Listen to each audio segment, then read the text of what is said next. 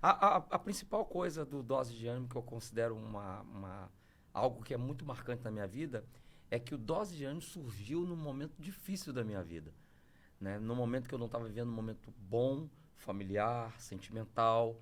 E, inclusive, nessa localização onde nós estamos aqui, onde tem um estúdio, né, foram gravados vídeos Dose de Ânimos aqui, né? Nós temos o Vlad que trabalhava fazendo seus conteúdos e tal, e tivemos a ideia. A primeira sacada que eu tive foi quando teve aquele incêndio da Boate Kiss. Certo. E no dia eu tive um insight, eu creio que foi divino, da parte de Deus, que eu estava assistindo aquela matéria e o pai falou assim, estavam os pais esperando ver os filhos que estavam lá dentro, né? E um pai chorando disse assim, eu gostaria tanto de abraçar minha filha e eu briguei com ela antes dela vir para essa festa.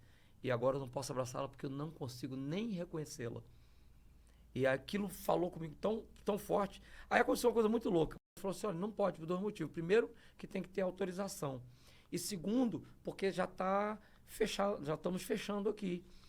Aí a gente ficou aquela decepção, né? Aí, rapaz, surgiu uma palavra que foi uma chave. Eu falei assim, rapaz, mas o que nós vamos falar aí dentro, você não tem ideia da quantidade de vidas que vão ser mudadas. Aí ele ficou olhando para mim assim, ele falou assim, é? Aí ele ficou mensurando, o que é isso? Ele falou assim, então você tem 10 minutos.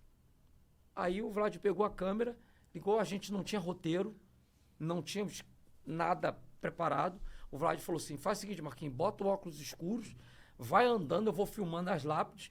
Quando você entender que tem que falar o que você tem que falar, vira para cá e a gente começa a filmar. E aí a gente fez aquele vídeo que só tem um corte. É quando no momento que eu falo, Vlad, volta aqui que eu quero falar do meu pai que eu esqueci. É o único corte. Foi aquele vídeo e, para nossa surpresa, atingiu tantas pessoas, né? E alcançou muita gente. Até porque o YouTube mandou um comunicado para mim, tem um mês e pouco. Mandaram a placa, falou, você nunca pegou nenhuma placa. Aí mandaram a placa para mim e tal. Eu entendi que até um momento, né?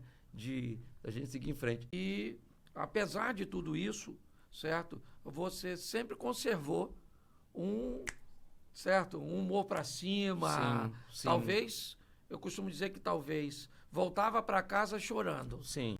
Certo? Sim. Mas pelo menos no ambiente onde você estava, o astral sempre você chutava a bola para cima. Isso realmente acontecia? Como é que era isso? Sim. Fala um pouquinho disso aí pra gente. Minha mãe me ensinou desde cedo a não passar recibo. Minha mãe é uma baiana de Salvador, tem 85 anos de idade. E ela falava assim, meu filho, as pessoas não precisam saber, até porque quando você se mostra fraco, né, a Bíblia diz, se te mostrares fraco, frouxo na hora da angústia, a sua força será pequena. Certo. Então, isso veio de berço. Esse dia alguém me perguntou, né? E aí mais uma curiosidade minha, isso aqui. Por muitas vezes, nos meus eventos, apesar de ser pastor, eu tinha uma preocupação tão grande de fazer as pessoas sorrirem, que eu me preocupava pouco, certo? Com elas, no encontro delas com Jesus. Com Jesus, sim. Certo? A satisfação de ver o sorriso, de entender que muitas daquelas pessoas chegaram ali sentindo dor, certo? E que eu iria conseguir pelo menos ajudá-las durante aquela hora que ela ia passar por ali, certo?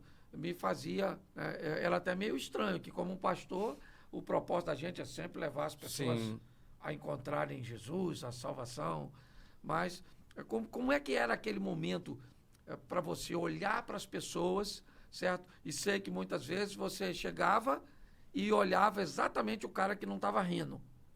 O cara de cara fechada. Talvez ele era o seu desafio, o seu termômetro para começar. Ele começava sério e terminava rindo. Como é que era isso? Fala, porque isso tem tudo para destruir o seu humor.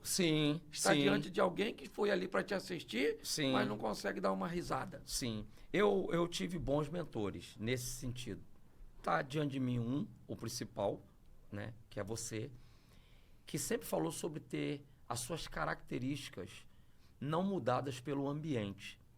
Na verdade, eu sei, porque pela nossa convivência, que a gente não brinca como um personagem. A gente brinca porque a gente leva a vida com humor. diante de todas as dificuldades e tal. Mas quando a gente se propõe a comunicar isso para uma massa, realmente a gente começa a observar o feedback, o resultado. E eu esqueci das 6 mil pessoas que estavam lá assistindo, que tinham recebido. Eu fui dormir de conchinha com esse senhor, entendeu?